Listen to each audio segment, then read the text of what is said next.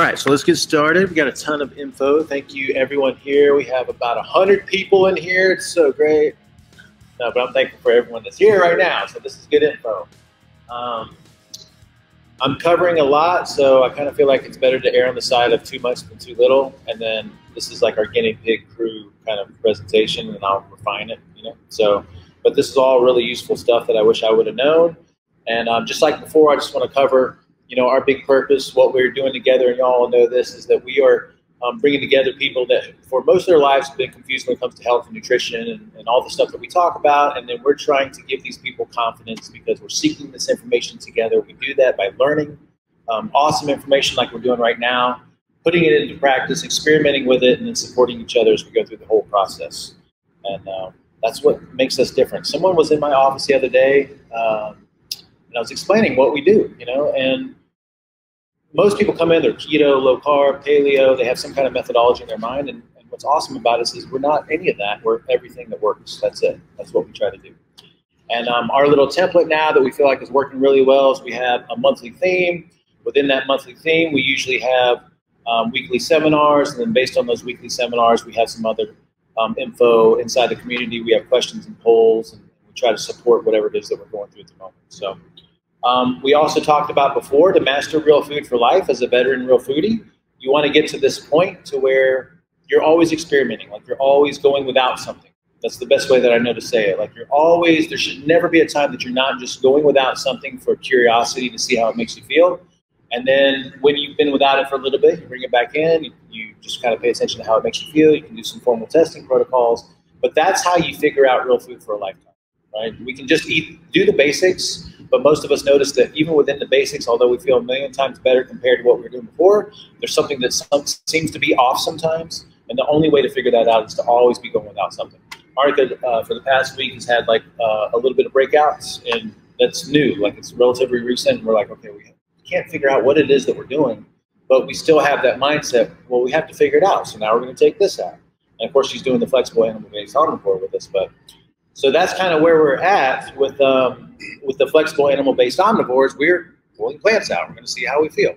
So this is what we're covering today. We've got plants versus animals, operating phytonutrients, and then we'll talk about plant antioxidants. So these are what I consider. I know none of that probably makes sense right now, but we're still going to get into it. So I would say that these are some useful concepts to understand or think about as we're going through the rest of this info. And the first one is this idea of plants and animals having, looking at it like different operating systems, okay? So this is a picture taken from when we went on our camping trip up in Coyote Primitive, and that was over by Bishop, California. You know what I'm talking about? Like such a beautiful area, right? It was like 10,000 feet. So it was so high elevation, like I just had this constant throbbing in my head at night when I slept. I thought I was gonna have a heart attack the first couple of nights. It was crazy. But I remember driving out there, and we were looking around at all this beautiful scenery, and I thought to myself, I was like, there's not anything that I'm looking at out here, like this, you know, these plants and trees and all this stuff that I'm like salivating over and thinking to myself, like I would like to stop and eat that. And I had this like little epiphany of a metaphor or some kind of, you know, whatever you call it, like what do you call that? Metaphor, I guess. Analogy, all right? Like, so if I see an animal, like I could easily see myself in a very primitive situation, very hungry, wanting to kill an animal and cook it over the fire.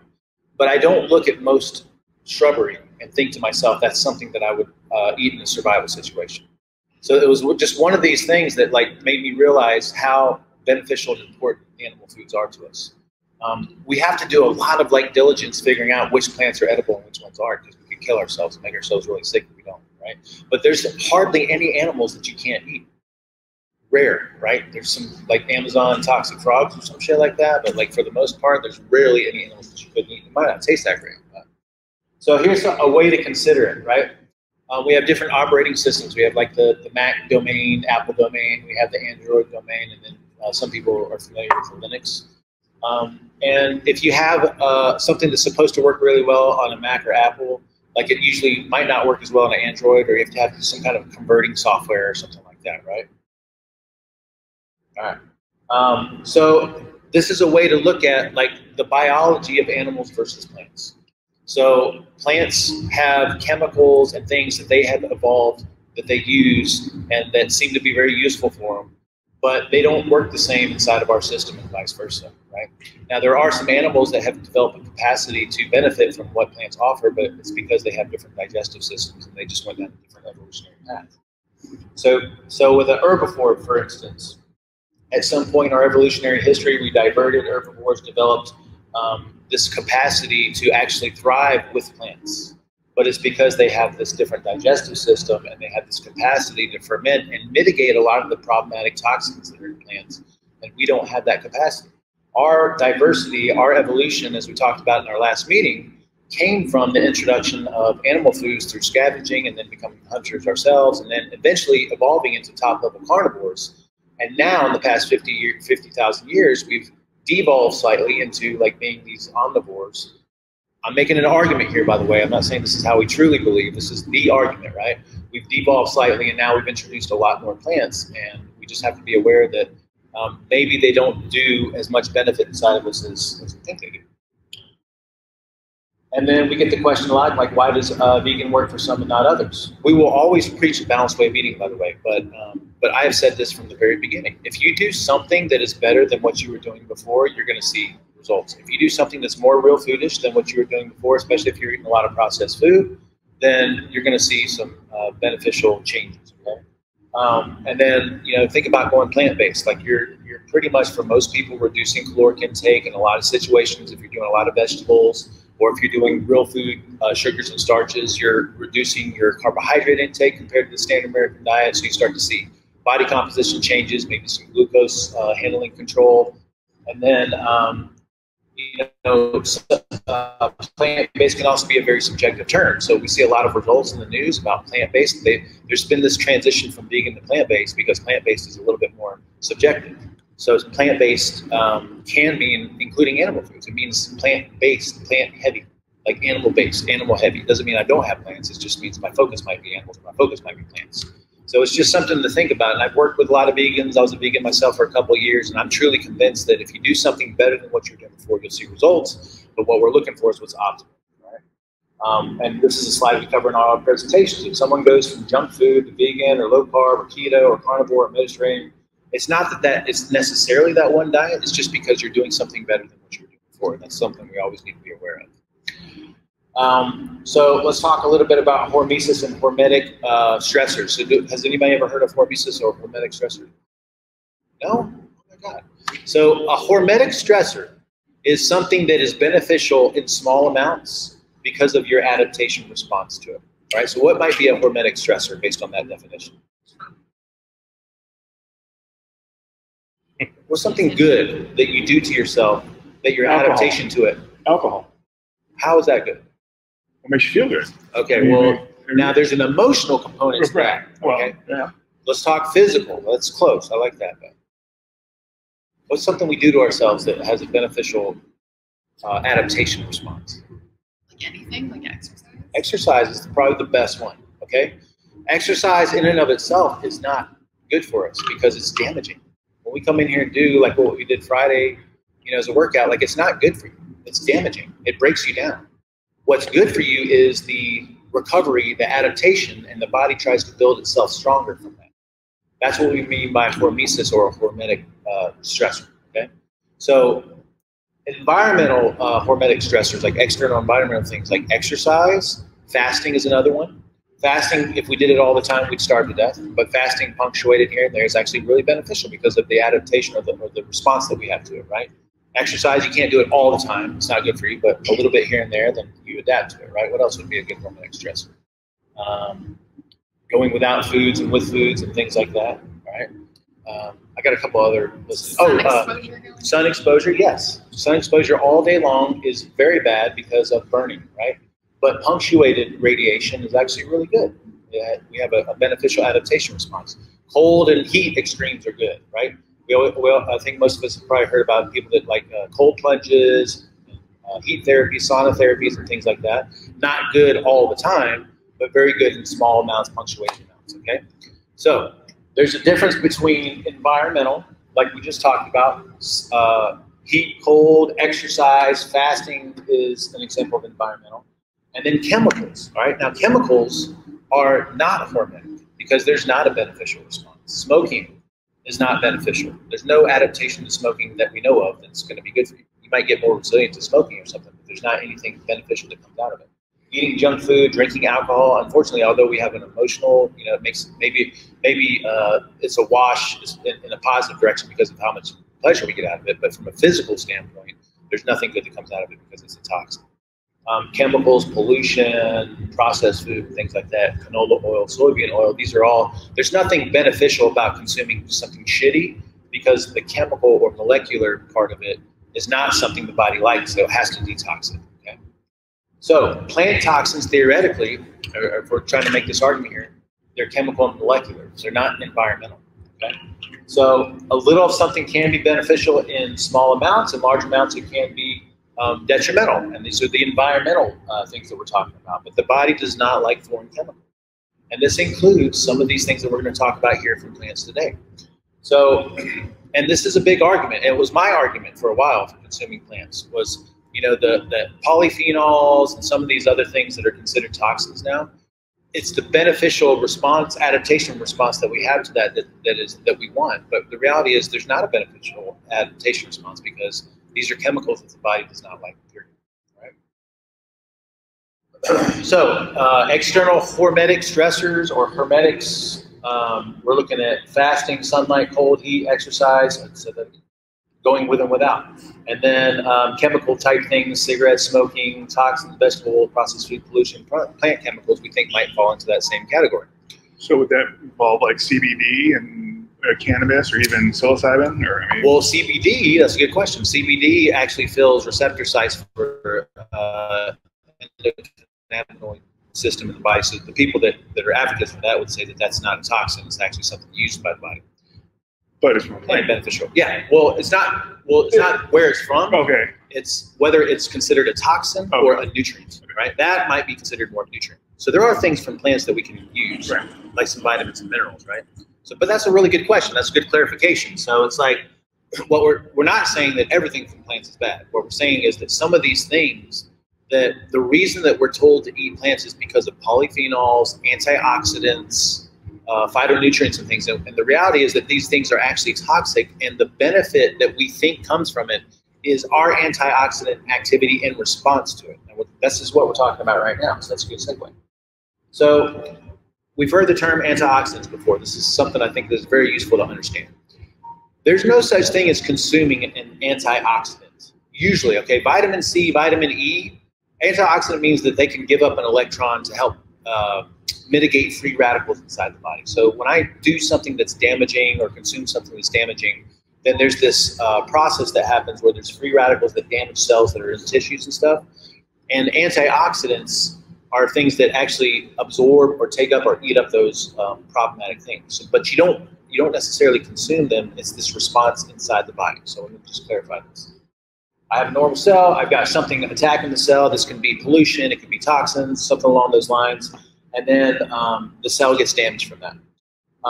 So antioxidants you could think of like little Pac-Mans. They come in, and because of this this electron, they either bond with it and the body can excrete it, or they completely consume it or dissolve it.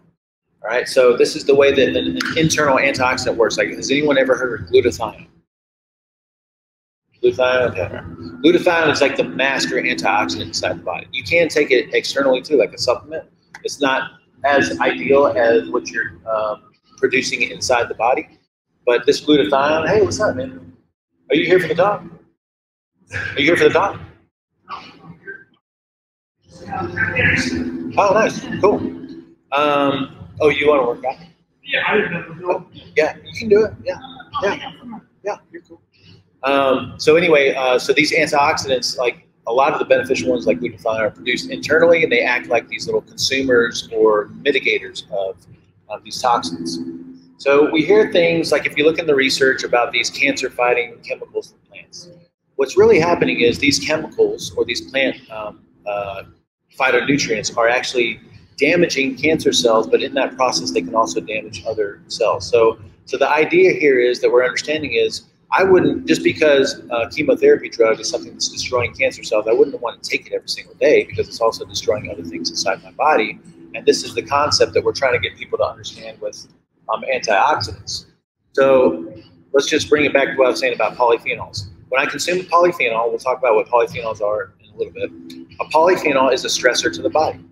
A polyphenol increases antioxidant activity because it's considered a toxin inside my body, although really small. My body will secrete or produce a little bit of glutathione. So glutathione goes and mitigates or neutralizes this toxin. When measured, we see increased levels of glutathione, right? And so this is where some of the research says this is what's beneficial about consuming some of these plant toxins or nutrients. But the reality is that that's not beneficial. It's a response that from the body to get rid of or neutralize these toxins. But there's no long-term lasting beneficial healing growth response like there would be with exercise or something else. Does that make sense? Okay, so there's a difference between a chemical stressor or a molecular stressor that the body has to use its own resources to detoxify versus an environmental stressor like exercise or fasting or something that the body has a growth response to or a beneficial adaptation. That's what we're trying to say, right? Still in these little kind of crucial mini concepts before we get into some of the details, treating symptoms versus root cause. So just because something has this little beneficial antioxidant response or anti-inflammatory response does not mean that it's a great thing. So a really good example is there's a huge movement with turmeric and curcumin, right? You hear that, right? So, and when we measure what happens inside the body when we take turmeric, by the way, turmeric in its whole food form, actually we see better responses than we see really concentrated doses of curcumin. We do see some anti-inflammation in some specific areas, but then there's collateral damage because just like if I take a pharmaceutical that has a specific intended response, there's also some collateral damage that happens with that. Anytime we ingest some kind of a chemical that's foreign to the body, even though there may be like ibuprofen, we have an anti-inflammatory response, but then we also have some negative side effects that's damaging to the body. If I take ibuprofen long-term, I inhibit my body's ability to anti-inflame itself. So it's a similar concept, right? These are not nutrients that can be used by the body, and I think I cover specifics here in a little bit. But they are things that maybe sometimes we see a temporary anti-inflammatory response, a temporary antioxidant increase in activity, but it's not something that's actually causing the body to adapt in a positive way. Does that make sense? All right. Now let's just talk a little bit about studies. I pulled this from a presentation that I did like years ago, so we'll probably fly through this. Do we know the difference between epidemiology and clinical trials or controlled studies? Anybody ever heard that? All right, so when you see a study reported in, like, I was going to say newspaper, I don't think anybody's reading newspaper, but somewhere, like a news, I don't even watch TV, but like something like that, right? Facebook, some kind of a news situation, right? Studies usually means epidemiological, like 99% of the time. Epidemiological means observational. When I look at a population and I try to like get some data out of that population, I'm just observing what's happening. That's it, right? Versus a clinical study, a controlled study where I control the variables. I have groups of people, I separate them, I have a control, I have a placebo, and I have a blind situation where nobody knows who's getting what, but the results kind of tell us some really, really interesting information based on what we're trying to do. All right, so something important to understand with studies, and tell me if I'm just like getting too far into this, but like correlation does not equal causation. Just because two things are correlated does not mean that one caused the other or vice versa, okay? And we'll go through some examples, all right? So cigarette smoking is highly correlated with lung cancer. That does not mean that cigarette smoking causes lung cancer, although we've done controlled clinical trials and we know the damage that happens from smoking, all right? But my propensity or tendency to lose hair as I get older also correlates with my desire to buy a convertible and a midlife crisis. Now, does going bald cause someone to buy a freaking car? No. We can make a joke and say, yes, it does. No, but it doesn't, right? But if we look at a population data, we would see that as people get older, they want to buy a convertible or a red convertible, you know, whatever you want to call that, right? As people get older, they lose hair. Does one cause the other? No, they're just correlated. They have a similar path, right? Same thing. As I get older, I have more of a tendency to develop lung cancer. You have more of a tendency to develop any chronic degenerative disease. But that doesn't mean that going bald causes lung cancer. Okay? So the same thing has happened with meat, cholesterol, saturated fat, and heart disease. There could be some correlations at a population level that as we see more people eating more meat and saturated fat, then we see people with higher rates of heart disease. But that doesn't mean that eating saturated fat or meat causes heart disease. This is my favorite example. If I drive around the city and I see some burning houses down, most of the time I'd see the fire department. But I would not make the mistake of saying, oh, every time there's a fire department, therefore the fire department is causing the fire. No. They're just there to put out the fire. Well, in a lot of situations, when you see inflammation inside the body, because cholesterol is one of the healing agents, if I see inflammation, whether it's like arterial or otherwise, I may see something off or increased in my lipid numbers, but that doesn't mean they caused it. It may mean that it's a response to it or something like that, right? So, man, we've seen headlines like this all the time. Egg consumption increases diabetes risk. So if we see a headline like that, right, egg consumption, or no, let's say going bald increases your rates of cancer.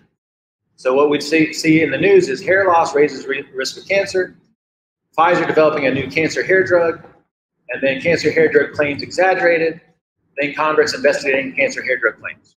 That's kind of the process that we end up seeing in the mainstream news, right? The common factor there is age. As you get older, you have more of a tendency to increase your cancer risk. And so this is another great example of a study, observational study. So we'll see, researchers, observe, this is epidemiological, that there's an increased risk of when you consume red meat and processed red meat, an associated increase in mortality. And then out of this, the researchers pulled red meat linked to cancer, red meat linked to cardiovascular disease, red meat linked to diabetes. Well, then the question is, what are they considering red meat? They're looking at this population, and they're looking at people that do consume red meat and don't consume red meat. The people that do consume red meat, what are they calling red meat? Well, it turns out they're calling red meat lasagna, hot pockets, pasta with meatballs. Like all those things are grouped into red meat. And if they were able to isolate, which is almost impossible at a population level, isolate the people that were just eating grass-fed steaks and beef and stuff like that and vegetables, those red meat eaters, they would see completely different information, but they can't because they're looking at a population. All right, does that make sense? All right. So, observational studies. All right, we see increases in all kinds of different diseases from eating red meat and saturated fat. Why? Because red meat and saturated fat in population studies are usually grouped together with a bunch of shitty foods, like pizza and stuff like that, right?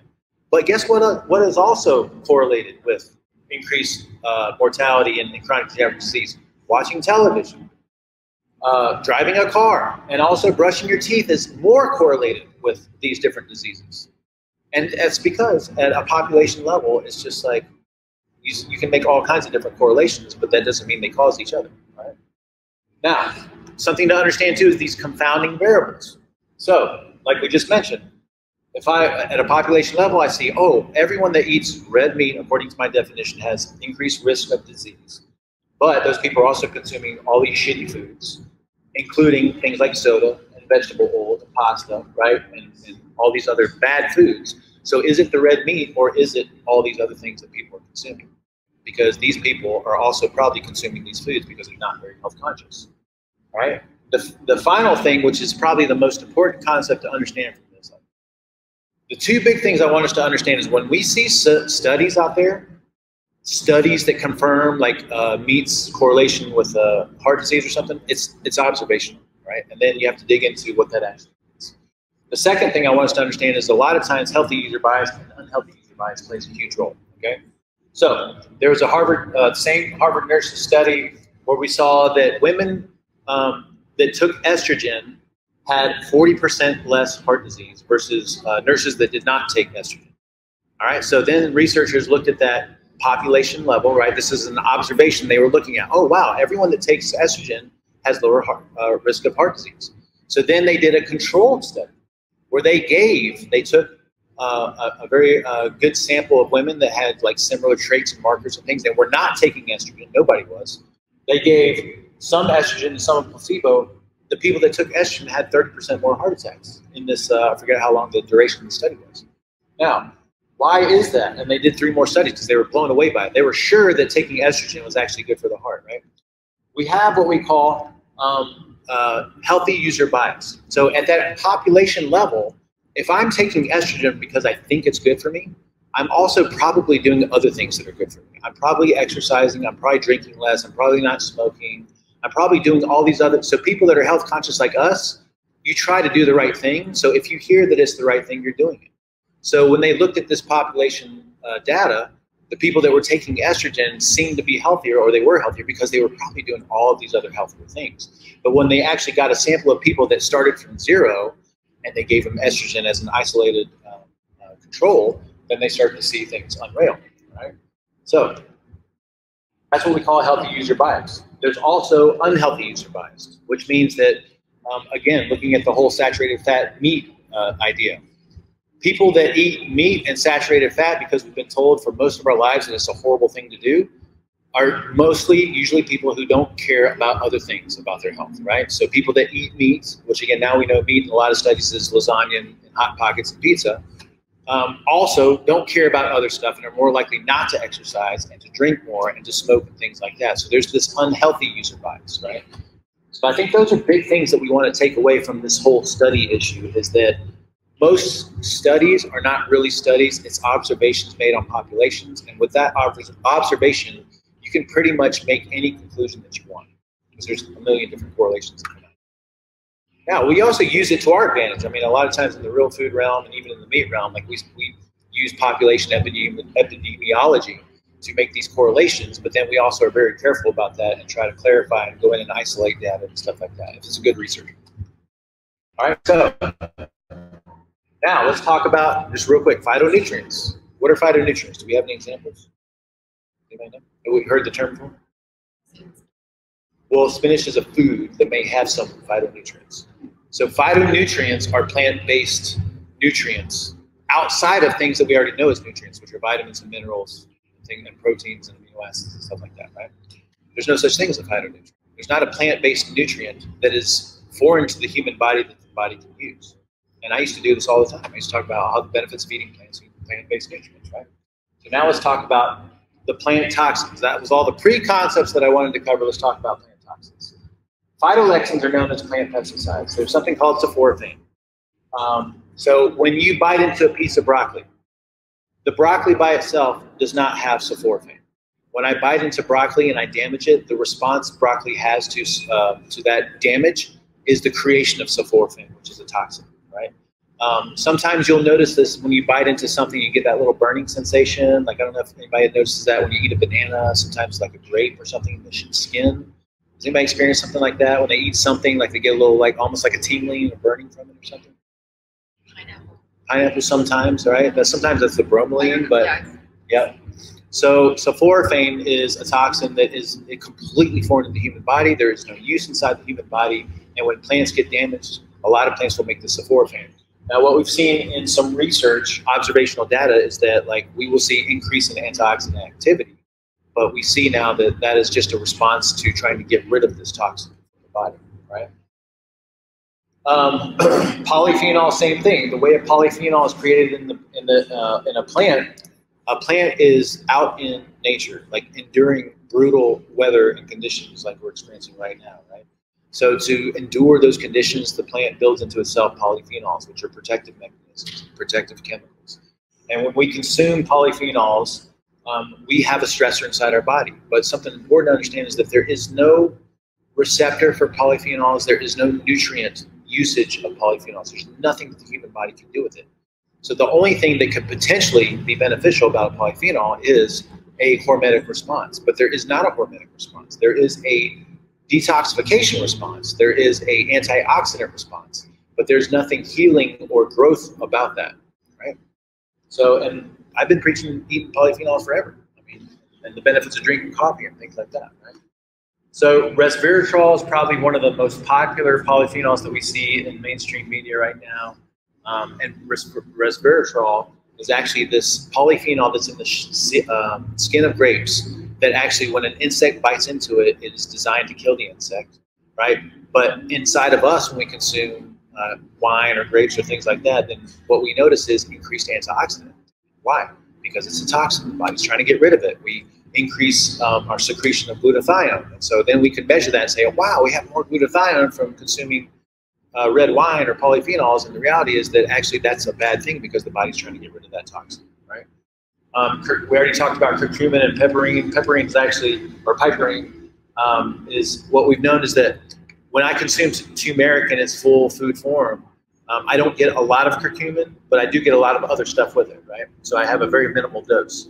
The beneficial effects of curcumin seem to be in concentrated doses. So what happens is supplement manufacturers recommend pairing it with piperine, and that actually increases the amount that's circulating through the bloodstream. We see an increase in anti-inflammatory effect from it, but then we also see a huge increase in glutathione usage and antioxidant activity, which is not a beneficial response, right? Tannins, I think we've heard a lot about that from mainstream media. Tannins, by definition, inhibit digestive enzymes. A really good example is a moose actually secretes tannin or anti-tannins inside of its saliva, so some enzymes that break down tannins before it gets to the digestive tract. Herbivores have developed this capacity to neutralize some of these toxins. We don't have that at all. We don't have any anti-tannin enzyme. Right? All the benefits that come from these foreign molecules are antioxidant in nature, and now we understand that that is not necessarily a beneficial thing. It's the body's response trying to get rid of this toxin. And then we've mentioned before anti-nutrients. I just love this example when I'm looking around at all these different plants. I don't salivate over it. You know, there's things the plant has designed to discourage me from doing that, which means that if I go and I just eat some bushes, I'm going to get sick, I'm going to have diarrhea, I'm going to have all kinds of different issues unless I find a plant that's specifically edible. And that takes a lot of time if I don't. All right, so one specific anti-nutrient that's very, very important to emphasize is lectins. So have we heard of lectins before? Anybody? Okay, you probably heard about it from our talks maybe, because when we talk about seeds, we talk about prolamines, lectins, saponins, okay? So these are different types of anti-nutrients. These anti-nutrients are things the plant uses to discourage predators from eating the plant, right? Polyphenols is not something the plant builds to discourage predators, right? It's something that it discourages, that it is built as a hormetic response inside of itself, well, as a pest defense, but not from animals or mammals eating it, right? Anti-nutrients are actually geared to specifically for mammals to discourage mammals. So remember those White House letters that had the ricin poison, little powder, white powder? So ricin is a lectin, and it's concentrated really strong in kidney beans, right? So, but kidney beans, you know, if we soak them overnight, we can make them a little bit more nutritious. But the reality is, like, a lot of people get like really sick from eating beans that have not been soaked and cooked properly, right? So that's an example of a lectin that can be deadly in high doses. So in the intestinal tract, we have what we call microvilli, which are these little outshoots that help us absorb nutrients. And those microvilli have even smaller villi that come out of that. So what those do is they increase the surface area inside the absorption area. And inside the small intestine, we also have this mucosa that coats the whole microvilli that kind of protects it, right? So this mucosa and the microvilli, they are very, very particular about what they let in through these tight junctions, which are these very, very small, almost molecular-based openings where they can let nutrients in. And so when something comes in contact with the mucosa, it sends a signal to the body kind of analyzes it, the body tries to figure out if it wants to let it through the mucosa lining and get in contact with the small intestine, then they open up and let some nutrients in, right? So what lectins do is they actually damage the body's ability to continue to secrete mucosa in a specific location, and the mucosa starts to erode away, and the microvilli start to erode away. And then what happens is, to flush it out, the body opens up these tight junctions and it releases this molecule called zonulin, which is designed to flush out whatever toxins are there. But in that process, the doors stay open and then stuff gets inside. This is what we call leaky gut, right? So leaky gut is a response to, in many situations, lectins that are part of a lot of different plant foods, and they're also present in some animal foods, or mainly dairy stuff. It's a response to trying to get rid of this toxin, opening up and being open too long, and then we have an immune response to it that is something that's very bad, like an autoimmune response. All right, so lectins can be very damaging. The highest levels of lectins are going to be in seeds, grains, nuts, legumes, nightshades, the skins of squashes, the skins and seeds in general of even sweet potatoes and things. So that's why it's usually beneficial to skin things before you eat them or cook them. And then there's some dairy products that have some lectins. So as part of our third phase, we're going to experiment with not doing any dairy, except SHTify it. We may allow heavy cream for coffee. So I don't think there's hardly any lectins in heavy cream, but there are definitely lectins in a lot of cheeses. All right. A really good book written by Dr. Gundry is The Plant Paradox, where he talks about specifically, he really harps on lectins, but he also talks about other plant toxins. And he is not an anti-plant guy. It's just like specific plants need to be avoided because they're high lectin content. So we talked about before our problematic plant progression. What's flexible about this flexible animal-based omnivore is we just want to make sure that we're choosing plants that have the lowest amount of anti-nutrients and potential toxins. And we said before, seeds, anything seed-based, grains, legumes, hard-shelled nuts, and then also nightshades are extremely problematic for most people, even if you don't notice symptoms. The most beneficial or tolerable are going to be non-sweet fruits because they're lower in sugar. And then also safe starches like the cassava root, sweet potatoes, not white potatoes because white potatoes are considered nightshades. And then squashes. Paul Saladino absolutely loves squashes, right? But you have to skin them and definitely don't eat the seeds of them, right? Would that also include if you're baking squash or just eating the inside? Yeah, baking. Say again? So you put the squash or yam, right? Squash kind of thing. You said squash, but yeah. Oh, I thought you said. So either one, though. Yams are in this category and squashes. But when we eat the squash, we don't want to eat the skin. So like, you know, when you cook a butternut squash or spaghetti squash, you're scooping out the insides of it, right? Right. So I thought you meant skin it first, then. Oh, no, you can cook it the way that we cook it, yeah. Right. Just don't eat the skin. It doesn't like leach in. No, yeah. We just want to avoid the skin and then scoop out the seeds like we do. Yeah, just for the record, I don't eat the skin. Yeah. Yeah, I don't know how you would respond depending on what that skin was. But I'm just imagining like eating a bunch of like spaghetti squash skin. It can't feel good. So this is what we consider least problematic in the plant world, and then we have these things in the middle, like the hardy vegetables that we recommend. If you're going to consume it, you cook them because cooking neutralizes a lot of phytic acid. Cooking makes vegetables more digestible. The only thing I don't have up here is leafy greens. All right, leafy greens I would say would be somewhere in here too, depending on the type, because we haven't talked about oxalates yet. Spinach has a really high oxalate content. Other leafy greens are relatively neutral, like lettuce almost has no nutritional value, but also has very, very little toxins. So that would be something that would be flexible over time, like romaine lettuce, butter lettuce, mid lettuce, and stuff like that. Kale actually has a lot of oxalates and is high in relatively higher in anti-nutrients. Yeah. So it's like what greens. People say. What's that? No, that's what people seem to say is like kale and spinach are like the best things to. Well, this is what we're trying to say here. This is the argument that we're trying to make. What if? So for the past 50, 60 years, we've been told that meat and fat are bad. And I hope we all understand and know that that is not the case, especially if it comes from real food, right? Or only if it comes from real food, especially animal meats and fats, because we are animal meats and fats, right? We eat something that resembles us because of our digestive system. We give us what we need to make us. It's extremely helpful. There is nothing toxic about a piece of steak. There is no anti-nutrient, there's no polyphenol, there's no chemical. Now, mass feeding operations, like hormones, antibiotics, we can say the same thing about plants, glyphosate, herbicides, pesticides, and things like that. But theoretically, there's nothing problematic about meat. And yet for the past 50, 60 years, we've been told that it's bad. And now we know that that is wrong. It's completely wrong. It was based on epidemiology and also just people that had an agenda, right? Do we agree on that? Do we believe that? Okay. So what if the same advice about plants being healthy for us is wrong? Just like that advice is wrong. What if? It blows my mind to think that maybe plants aren't that good for us. And I'm seriously starting to lean in this direction of siding with that argument. Although the reason I created this progression is because I want to be flexible. I want to, if I go and have dinner with you and Kyle and everybody, and y'all have some butter, bacon wrapped asparagus, I'm not gonna have a problem eating that, That's my flexible piece. But I'm not gonna consciously try to go out and have a kale shake or a spinach shake because I think it's healthy, because now I know it's not healthy. what's healthy about it is, the antioxidant activity, right? Some of the nutrients. We're going to talk about the bioavailability of nutrients here in just a moment. But I just want us to consider that, and I'm always going to preach a balanced way of eating, especially because we have to transition from processed food to balance to experimenting with extremes, vegan, animal-based, right? Just to see what works for us. But anyway, does that answer your question? Well, I went off on a tangent. Okay.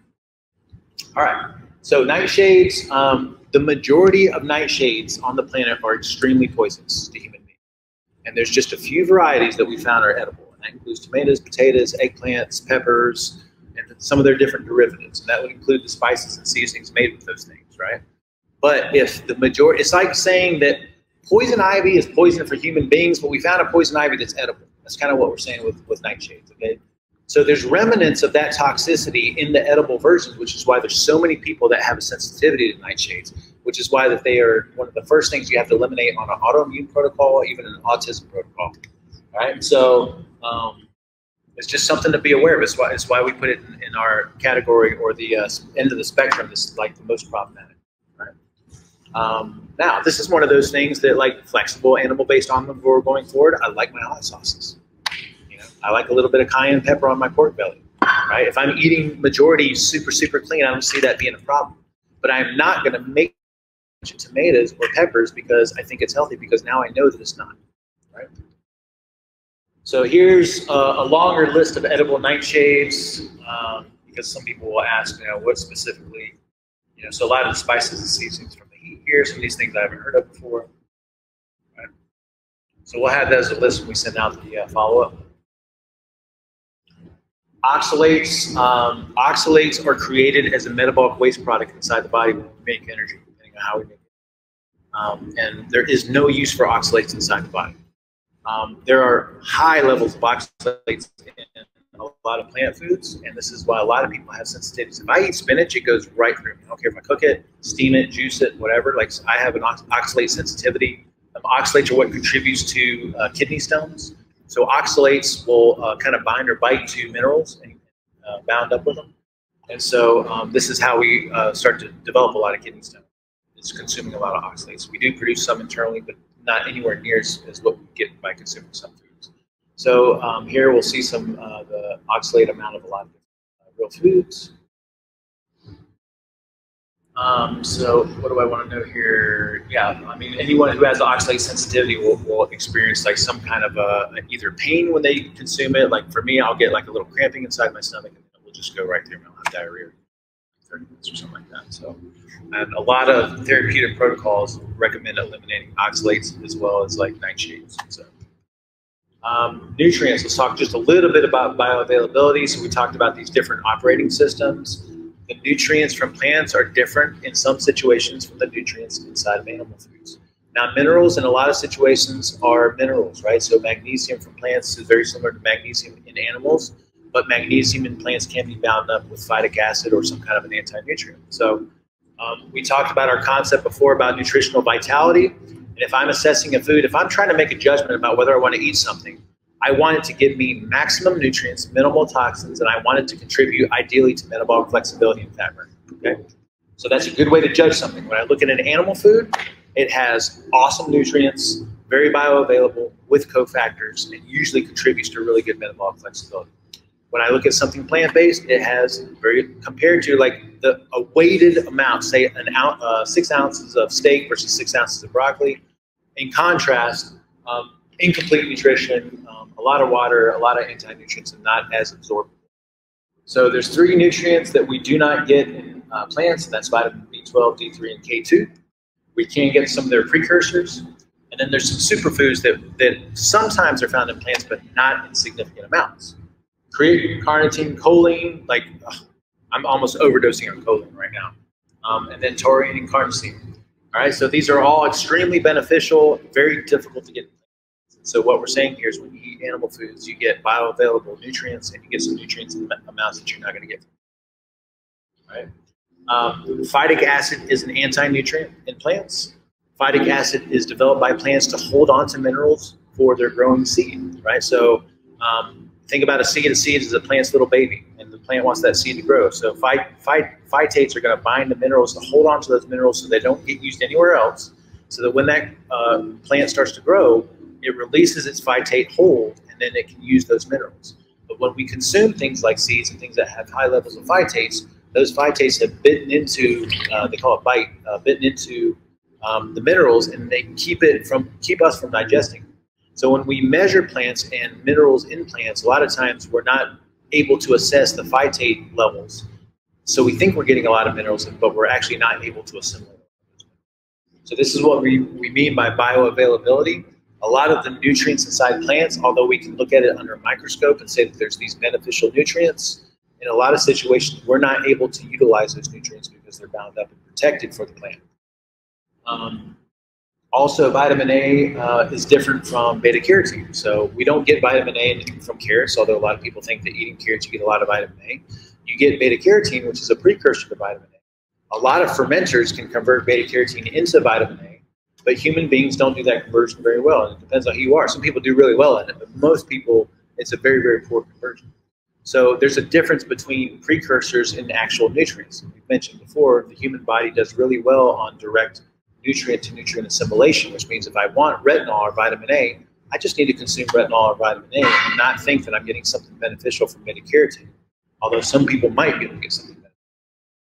Same thing with iron. There's what's called heme iron and non-heme iron. Heme iron found in animal foods, very absorbable. Non-heme iron found in plants, it's bound up and it's very difficult for the body to access. D3 is the beneficial version of vitamin D that we can use, that we synthesize at the level of the skin. We can get it and ingest it from grass-fed ruminants and things.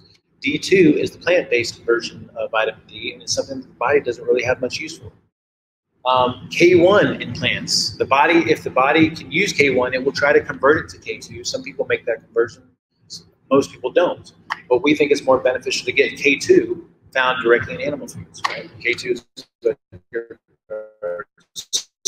these things. And then protein would say, you know, if I'm comparing 6 ounces of steak to 6 ounces of broccoli, or 6 ounces of the most protein, what's a really high protein-based plant food? Probably beans, right? So completely different, right? It's protein in an animal food, very bioavailable. In a plant food, not as bioavailable. So from a protein argument standpoint, oh man, I had a really good thought process I was thinking about yesterday. So it's like, what am I consuming food for? Nutrients, right? And protein, fat. What else is there? There's sugar and carbohydrates, but we're trying to be strategic with our sugar and carbohydrates. So then that leaves us protein and fat. What's the best places to get protein and fat? It's definitely not plants, all right? So this is what is known as the digestible indispensable amino acid score. There was a way of rating the quality of protein that you could consume before this. This came out in 2013. I forget what the other one was called. The other one measured pre-digestion amount of protein in foods, and you would see a lot of things like soybeans and things very high on that list. This measurement assesses what is left over after digestion through the small intestine, what is actually absorbed. And so we feel like this is a much more accurate measure of what's digested, right? So we see here that the majority of things that are assimilated very, very well are going to be animal-based foods. There's not many plant-based foods here, maybe a little bit of soy, oat protein down here, oat protein concentrate. But the most efficient way to consume protein is to get it from animal foods. And then omega-3s, without going into a really long discussion, one of the benefits we hear from consuming flaxseed or flaxseed oil is linoleic acid. And then also we can get alpha-linolenic acid and sometimes convert that into EPA and DHA. Right? So if we heard about EPA and DHA, fish foods, EPA, DHA, omega-3s, okay? So omega-3s, right? So EPA and DHA we find in fish oil, the fatty fish like salmon and stuff like that. Super anti-inflammatory because they contribute to the anti-inflammatory pathways inside the body. Plant-based, we get linoleic acid and alpha-linolenic acid that have to be converted into the omega-3s.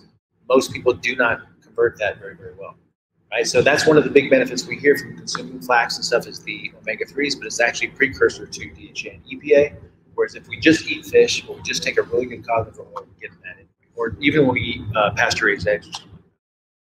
All right. So looking at foods, we always want to consider, just like our nutritional vitality concept, what are the nutrients that I have in this food? What's the bioavailability? How much can my body actually use from this food? and what are the toxins associated with it. So if I'm trying to maximize nutrients, minimize toxins, and maximize metabolic flexibility, my choices become pretty clear. Okay? All right. Final thing I want to touch on is fiber.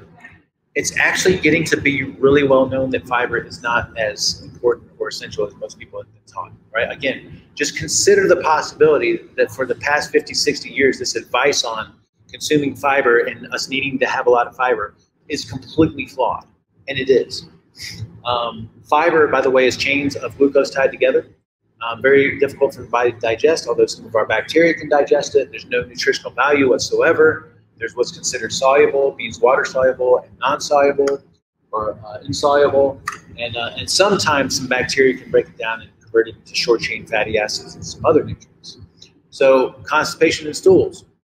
Observational data, we see that there's a correlation between increased fiber intake and increased pooping or better pooping, right? But that's epidemiological. Now there's been a ton of controlled studies and interventional trials that show that increased fiber has no effect on stools whatsoever. Has anyone ever heard of SIBO? Small intestinal bacterial overgrowth. It's very, very, very common. This is where like some bacteria from the large intestine actually start to creep up into the small intestine, and because they're not supposed to be there, they cause like gas and bloating and all kinds of different digestive issues. So the recommendation has been in the past to increase fiber intake, and what we find now is that that's actually very damaging because the bacteria, the only bacteria that benefit from fiber are going to be the bacteria in the large intestine. And so if the bacteria in the large intestine are up in the small intestine, I'm increasing my fiber intake, I get more gas, more digestive issues, right? Diverticulitis, same thing.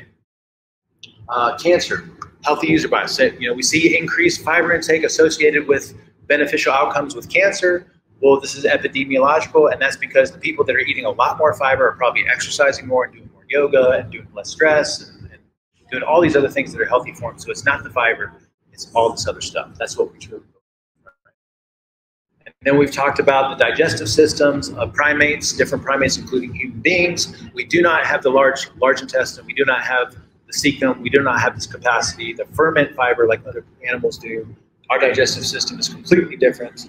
Remember, we talked about that expensive tissue hypothesis. We grew these bigger brains and smaller digestive systems so that we could develop this hybrid way of digesting and really assimilate direct nutrient-to-nutrient assimilation and nutrient density and caloric density. All right? So again, just to review, because we talked about this last time, the key to our digestive system is that we are geared for nutrient and caloric density. This is a hybrid system that does really well on direct. If I need muscle, I need to eat muscle. If I need brain, unfortunately, guys, we need to eat brains. But we can also eat the things that make up brains. Best of our abilities, right? We do really good with direct nutrient-to-nutrient assimilation and energy assimilation, which means if I want my body to use fat for fuel, I need to eat fat. If I want my body to use sugar, I need to eat sugar. I don't do good on eating other things that get converted into those things. And we do really well on cooked foods. Paul Saladino has a great series of posts on the whole fiber issue, like it's just mind-blowing stuff, right? And that's all we got as far as the main info. I just want to recap, our ancestors sought out nutrients and energy. And so if I'm assessing foods based on nutritional sufficiency, minimal toxicity, and metabolic flexibility and efficiency, then my choice becomes really clear. When we survey even ancestral populations these days, even though they have to eat a balance of plants and animals because that's what they hunt and gather, every single one of them will say they prefer fat meat any day of the week. Ancestral people, like where you were living, like, did they like meat? Did they shy away from meat? Like, No, they ate meat. Yeah. Was it prized or like sacred or like not accessible that often? It could be, but they meet like semi-regularly. If you could get meat, that's what you would. If you, that's what I'm saying. Yeah. If you could, it was something that they would probably And prefer. they use right? everything. Yeah. All right. So, any questions on info that we covered? All right. Thank you for sticking with me through that because that was my first iteration of that. All right. Well, here's what we're going to do. So last week, our focus was taking out hearty vegetables, sweet, or what did we do? Nightshades and nuts and seeds, right?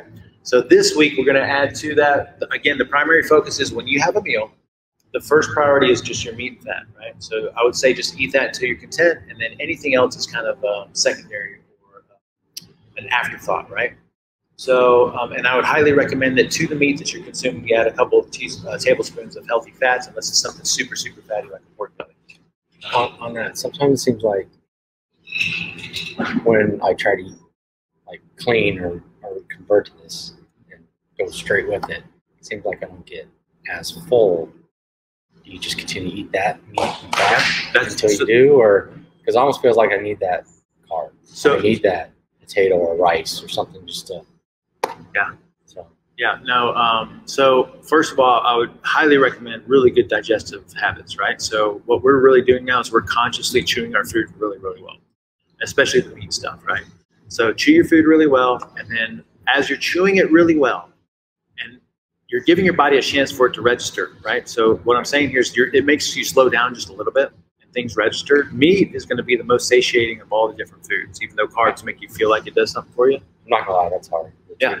Because What? Mary Lou Henner? Did you ever read one of her books? That was one of her books was that like it should almost dissolve in your mouth. Not, I mean that's what I took from. I don't know if that's what she said, but it's almost like it should dissolve in your mouth before it even goes into your. Yeah, you want to turn it into a paste, ideally. Ideally. Yeah, ideally.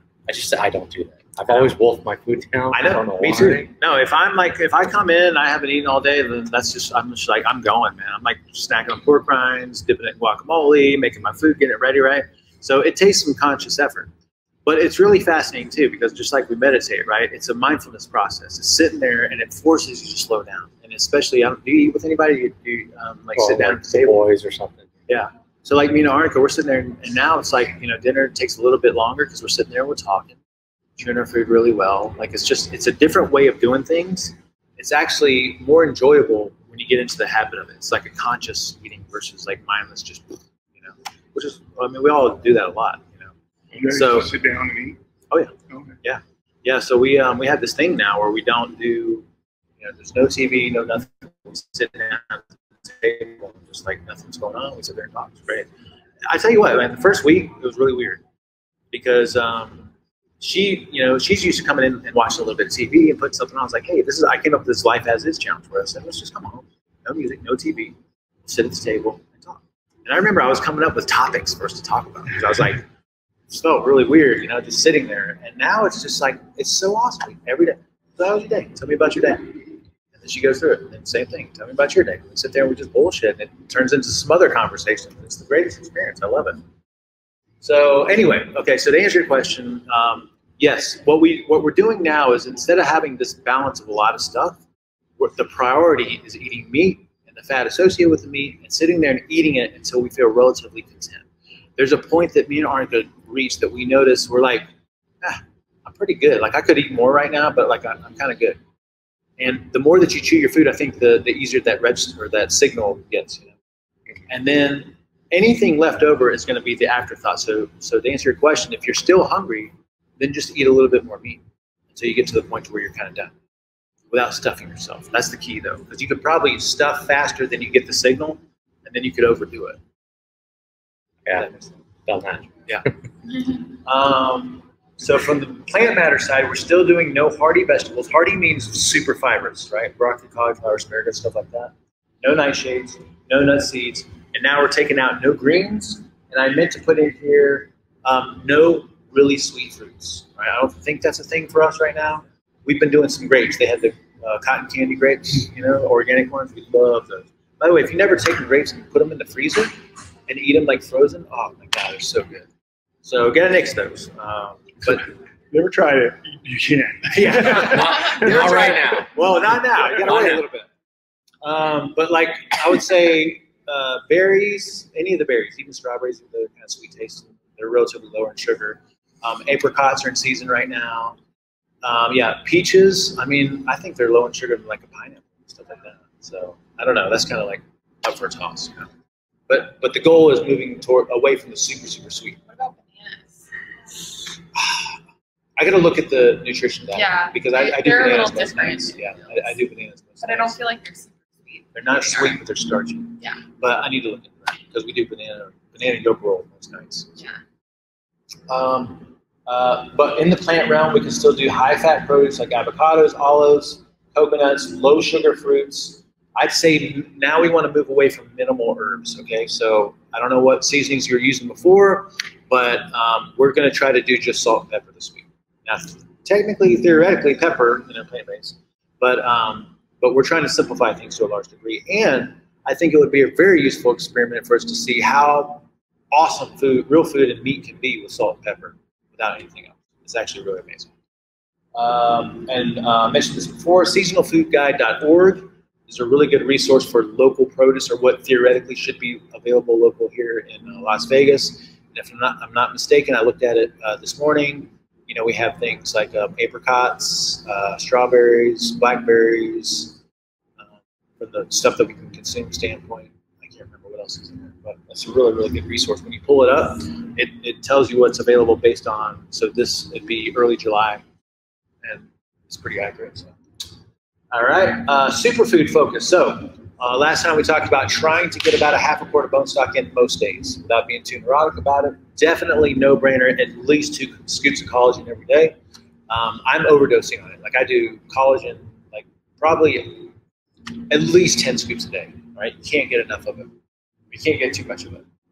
Again, honey, animal-based, a tablespoon or so, like perfectly fine. I usually do some honey in the evening, either with my tea or with some fruit or something like that. And then add to bone marrow, all right? So I have bone marrow going out here. I was going to show you all how I actually do it as a demo. But if you can get bone marrow in sometimes, what I like to do is just add a big spoonful to my bone stock when I heat it up in a saucepan in the morning. I put that in a thermos, shake it up with some salt and pepper, and then as I drink that, usually after the morning workout or maybe midday or something like that, I'm getting the stock, collagen, and the bone marrow. But you can also melt bone marrow over any dish. You can melt it on top of, that's actually something really good to do too. So, all right. Liquids, we can still do clean water, sparkling water, coffee and tea. 1 clean drink, alcoholic drink per evening. Clean means Wash.